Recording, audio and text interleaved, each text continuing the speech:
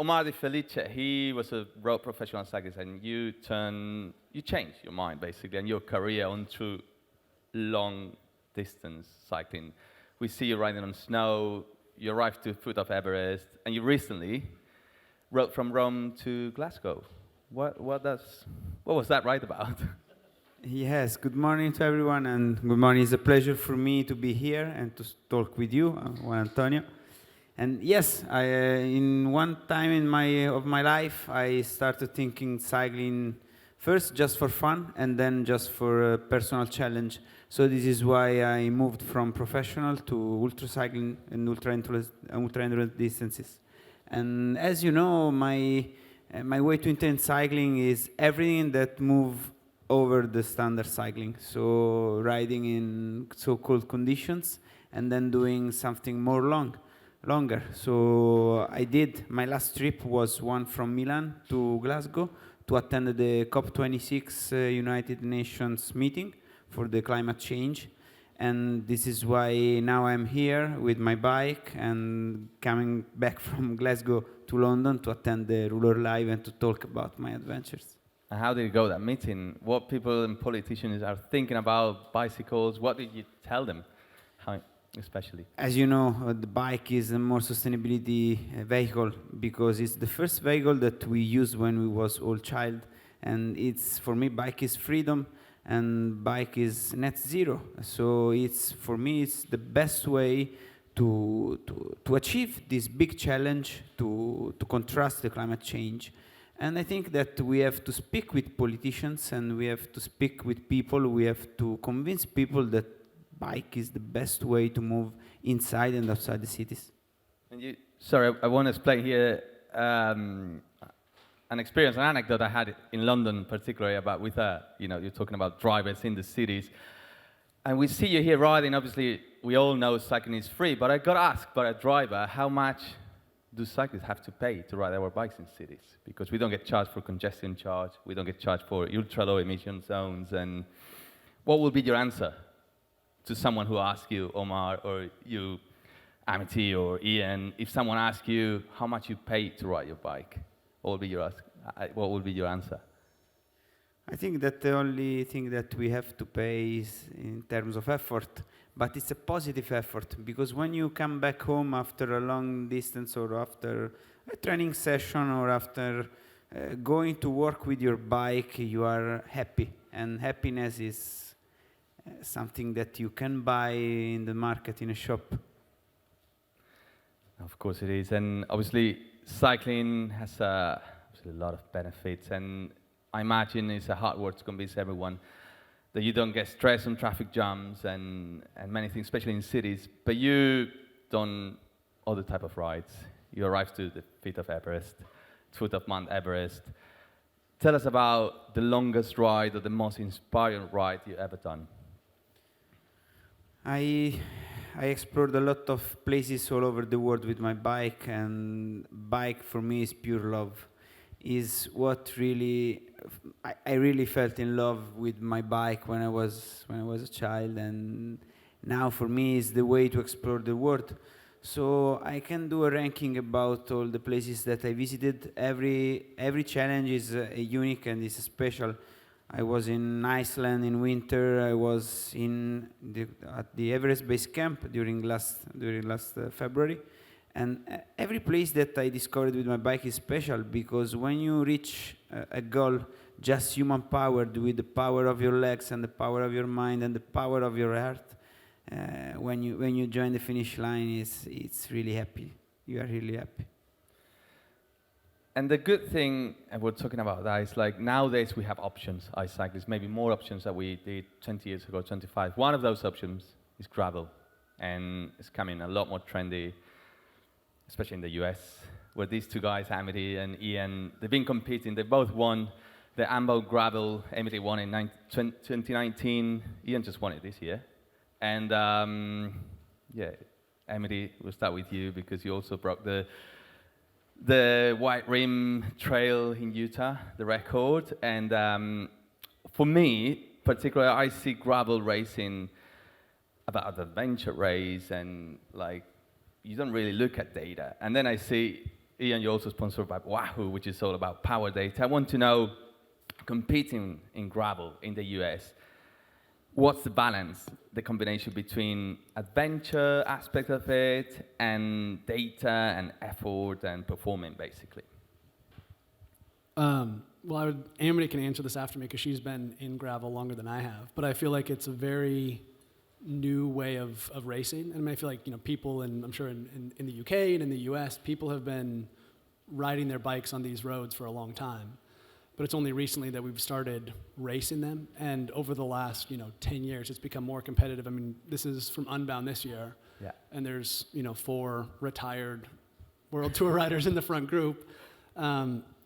So it is becoming more competitive, but I feel like what gravel is trying to do, and Amity's been a big part of this, is how can we continue to make this a very welcoming and open space for new cyclists as well? Because that's one of the things we've seen with professional road cycling is that sometimes it can feel very sterile and hard to actually, bring new people into the sport. And so as gravel, progresses, and, the UCI and USA Cycling have talked about making a world championships this coming year. I feel like athletes like Amity and myself and, so many other riders currently have this unique opportunity to actually kind of navigate and dictate the direction of the sport. But it's weird coming from, just listening to Marcel and Pete. We came from this very professional sport, and it's still, part of it is still ingrained in me. I still have a power meter. I still, have a Training Peaks account, and, I still look at that stuff. But I guess what's changed is that, these rides and races are still so much an adventure. It's still ultimately these things you can see afterwards, but it's trying to live more in the moment of the actual race. And oftentimes you're out there, as I'm sure you're by yourself, and you have to learn how to fix your bike. There's no mechanic. There's no, soigneur on the side of the road with the musette bag.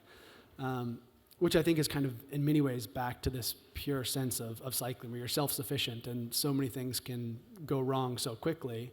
And really, it's more a case of being adaptable and, being able to look after yourself, which is, a big challenge for athletes like myself who came from a pro team. I was like, I don't know what is a tubeless tire? What is the sealant? It's going everywhere. I don't know what to do with this. And so that's been fun to actually learn about all the equipment that, all of a sudden I'm responsible for. So maybe Amity can, she's been in gravel for longer than I have. What has changed in it? Because you've seen it more than I have. Yeah, I think honestly for me, a lot of what made me want to participate in gravel in the first place was that the barrier to entry just felt a lot lower. Whereas I don't know, I couldn't always afford the latest power meter, or didn't have maybe the experience to know what any numbers meant anyways or anything. But it was gravel ultimately, and I feel like it's, I hope that it's still this way, and that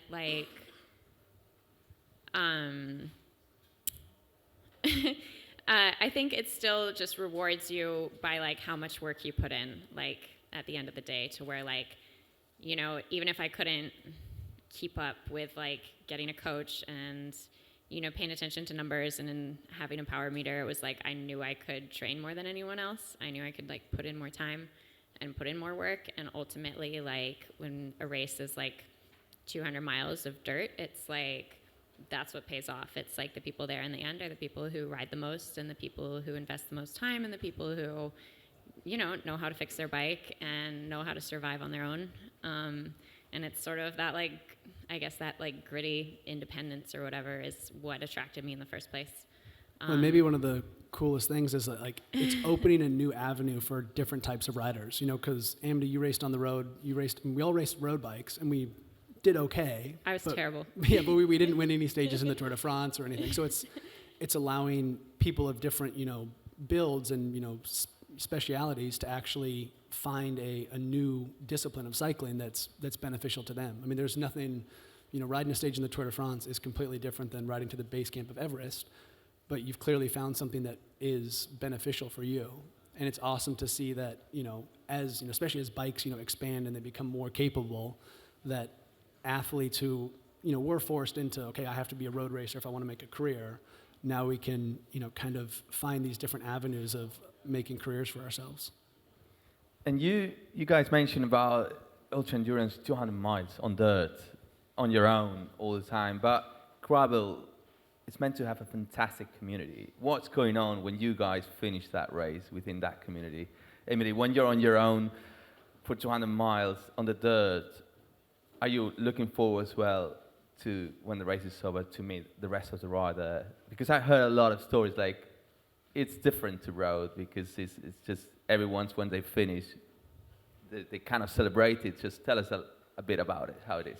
Yeah, I guess it's easy to remain, I guess, humbled by the sport because there really is no like, I don't know, hero worship going on. It's like you very much feel like an equal to, you know, all the guys who work 9 to 5s who just like showed up for the weekend and decided to register for the same event. And I guess in that, like in the same vein, it's like, I think any athlete, like we lose way more often than we win. Winning is rare. And when it does happen, it's phenomenal and it's like the highest high. But it's like I lose most races. And then there's even races where it's like you're not even close. Like you're in the middle of the pack. And with gravel, I guess what's like so unique about that is the mid-pack isn't just more professionals. Like the mid-pack is like, could be literally anybody. And so just like getting to know all these people, having a very like similar experience to, you know, anyone who's made the decision to show up on that day. Yeah, I mean, it's hard to compare it to anything, I think. But Well, yeah, it's really grounding. It's just really cool. Yeah, and I think you've experienced this. It's a lot more a challenge against yourself. You know, when you're racing on the road, you're measured against everyone else. And when you arrive at, you know, in Glasgow, you're not racing anyone, but like same with Unbound, like cool, you win or you finish second or 100th, but you finished. And I don't feel like I ever had that satisfaction in road racing where it's like, you know, Dave Brailsford never came up to me and said, hey, and great job, you finished. You know, but in Unbound, everyone who finishes is so happy to have made it through and finish. I mean, do you experience that same thing now? Yeah, definitely. It's not about the ranking and it's not about to win something, but it's just to achieve your personal goal. And for me, a goal is, for example, to reach the Everest Base Camp or to reach Glasgow or to cross Europe or the United States of America or to do just a tour around home. But it's my personal goal. And I think that gravel now is offering us the opportunity to extend our playground because, you know, you are historically a road cyclist. I was from the road cycling. So with a gravel bike, we are able to go from the road to the gravel and to the trail path, and then we can extend really our playground, and we can also discover new places because happiness starts when the roads end and the tarmac ends. And I think that when you go with your bike in a forest or in the mountains, it's really amazing. Definitely brings you closer to nature. Makes you appreciate a lot more climate as you've been now on the conference as well. But all this sounds fantastic, and you, Ian, say I've sent a award before. Oh, that was me with another bunch of retired pros. Is that changing? Because Remco Evenepoel went recently participated in a gravel race. Tiffany Cromwell as well, she won it, the race as well. Do you see it as a threat, a little bit like active cyclists with they're good names on World Tour and road racing? All of a sudden they're coming and they're joining the gravel races. Do you see that community, that spirit of adventure, just the pleasure of finishing might be threatened, might have changed? What's the future of it? Yeah, I mean, and I've had some internal dialogues with other, you know, kind of people doing what I'm doing, and it's easy for us to be like, oh, we don't want that. Well, yeah, because it's working for us. I don't want Remco to come because he's going to smoke me. You know, or Alaphilippe is going to beat me, like there's no question. But I think it's cool that when you have, you know, especially athletes who come from the road, because it is a different discipline. And, you know, there are some races where, you know, Belgium Wall Ride is shorter distance, but something like Unbound, you know, we had 2 riders this year, or 3 riders came from the World Tour, and they were nowhere. But again, it was mechanicals, it was crashes, you know, they flatted because they were, you know, riding in a different way. So I think that we need to be open and accepting of new people coming because, you know, I was accepted coming to gravel, so I hope that I can, you know, be open to other people coming in. But I think the fear is that it could become hyper competitive, and it doesn't, and you lose that sense of, this community of, Amity's been there. There's 4,000 people on the start line of Unbound. It's crazy. Like, you look back and you can just, because it's straight roads and there's no trees, and just for like 2 kilometers, there's just people. And you're just like, this is so cool. And as long as we can try and keep that, really that essence of, this participation model where everyone is there, doing the same course at the same time, ultimately at the end, someone's going to win anyways, and, that's great. But I think I think gravel is going to change a lot over the coming years, and maybe, who knows, maybe more people start going for, these ultra rides. But it is going to change, and I think that's just inevitable. And it's just how can we as ambassadors of the sport, make sure that we kind of keep this essence of the grassroots that have brought it to where it is now. Because you also been in Kenya racing, right? And tell us about what you've seen. I will be scared to ride in the Mara, especially with all, I don't know, lions and animals there. Tell us about. Yeah. I mean, it sounds very romantic and very nice, but did you feel any concern about your life there, riding in Kenya on your bike? No, I felt a lot more dangerous riding to this park this morning, to be honest. That's one of the coolest things about kind of what's happening in gravel at the moment is it is allowing athletes from different regions of the world to become part of it. For so long, with MTM Quebec, and there's been other organizations that have tried to bring, East African riders into the sport. And the roads there are worse than the roads here in London, just as far as traffic and, infrastructure. But going to Kenya to have the opportunity to race with, these East African athletes who were actually supposed to be here, I believe, this morning. But once again, they were denied visas to get in, and so they couldn't make it. And I guess what it did more than anything was just open my eyes to like how privileged my experience as a cyclist has been, and how many opportunities that, of course, when I finally made it to the world tour, I was like, I had so many obstacles to overcome, but you had a lot of things handed to you. I had a cycling federation that sent me to Europe, and I had equipment. And you start to see these athletes who have just as much drive as I had, but there's just roadblocks at every turn, whether it's equipment, whether it's travel. They can't even, we'd hoped to bring them to the US this year with Wahoo, and money couldn't even fix the problem. We hired lawyers to get them visas and try to get them expedited, and they still couldn't make it. So to be able to go to Africa and race them on their home turf, where they have this home field advantage of, we were like down this big rocky road, and I would have just gone straight down the middle. And they knew to jump up on the side, and there's this little motorcycle path that was way smoother and faster. And it was cool to see that, they had this home field advantage that, if you race in Spain or Italy, the roads, the infrastructure.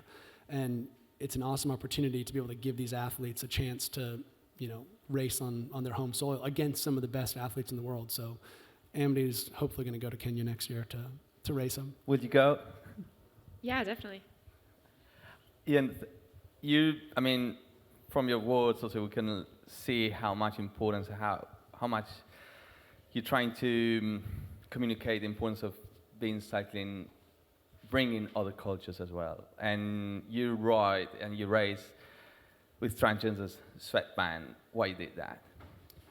Yeah, well, I think as Pete and Marcel said, I spent a lot of my life being very selfish, and like I said, focusing on me and what I was doing and how I could be as best as I could, and thinking that I've earned this. And again, like just in the last really through retiring from road racing and through the pandemic not racing, just slowly realizing how fortunate I have been. And last September, my nephew came out as being transgender, so it became a topic that was more personal to me and my family. So, I wore the band at a race before Unbound, but no one knew because I didn't win. But then at Unbound, I won, and I handed some out to other riders on the start line, and, I have other friends in the, LGBTQ plus community. And just to start listening more to, other people's experience, because, cycling can be a very, sterile environment where it's like, this is the look, this is what, kind of, there's such a distinct image of what a cyclist is. And to try to better understand and just listen to other people's experience in cycling. And it's been inspiring. Obviously winning Unbound was awesome, but having that community reach out to me and just say how much it meant for them, and for them to feel like they're accepted there, And again, with gravel, because it is so new and different, it's allowing people from, East Africa, from, all sorts of different communities to come and join cycling and be like, oh, this is for us. They don't see, there's no LGBTQ riders in the Tour de France. There's very few, athletes of color at the Tour. So for them to, go to SPT Gravel, where there's this ride for racial justice and there's 60, American athletes of, different backgrounds there, it's all of a sudden like, oh, this is a sport that we can do, and this is for us. And of course, it's a very slow, transition. I mean, we look at this room here. It's a bunch of, a bunch of white folks, which is, that's totally fine. But, how can we reach out to these other communities and other, demographics and make sure that they feel welcome in cycling? And I think that's, it's really up to all of us to realize that, we really are the, kind of the people responsible for putting out a hand and welcoming new people into the sport. Definitely, and I think road cycling, especially now, we jump back to road cycling because it's taking so long to have a Paris-Roubaix with women cycling. I mean, Amity, how do you see that? Do you think Ian is talking about the importance of bringing different cultures, but also is it very important that men and women have the same opportunity? And it's just happened now, 2021, and it will happen next year. Do you think that's it? There's still a lot to be done in order to have same opportunities? Yeah, I mean, I think, well, like a bit about my background. I got really into cycling probably only like 7 or 8 years ago. And I was under the impression back then, I mean, it was like pro gravel cyclists. I was under the impression that if I wanted to pursue cycling on a professional level, I had to be a road cyclist. But not only that, I had to have a job to support my career as a road cyclist. Just because there was like maybe, like you could count the number of like full-time female pros in the road scene like on your fingers. Like there were so few back then. And that like was not even that long ago. Like I'm young. It was like 8 years ago. And then that very quickly changed. I was doing gravel races from the beginning, but they weren't that serious back then. But I think this like really golden opportunity we've been given with gravel is that literally from day one, like the racers themselves, like the community as a whole, has just been holding the events, the promoters, the cycling media, like everybody's been held so accountable. So where like the races were always the same race, they were always the same distance, it was always the same start line.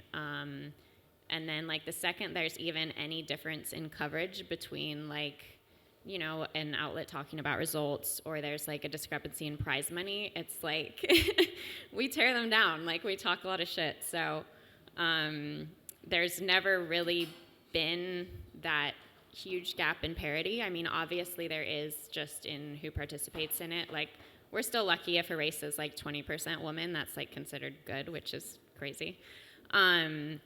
But like from the beginning, we've just held people to such a high standard. And that's awesome. And now I think we're finally seeing that trickle into other disciplines. I'm not saying we're like responsible for a women's Paris-Roubaix existing, but I think we are in a way helping to legitimize like pro-women in cycling. We're saying like, yes, obviously we belong here. Like, yes, we're at the front of these races. Like, there's plenty of gravel races I do where like I'm in the top 20, like overall, and like that's rad. And like racing next to all those men who like take themselves really seriously too. I mean, I think like those interactions, like in those races, the coverage that comes out of them, that's all been just like super crucial in sort of asserting our place out there. So, it sounds great, especially for someone like you, Omar. I mean, you've been to the climate change conference. I know there's another topic probably, but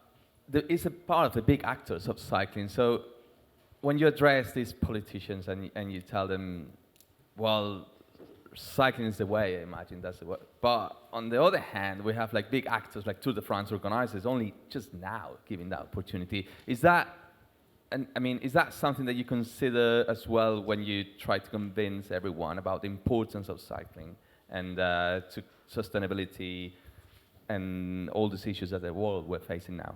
I think that it's not easy to convince politicians because everything is about business, you know.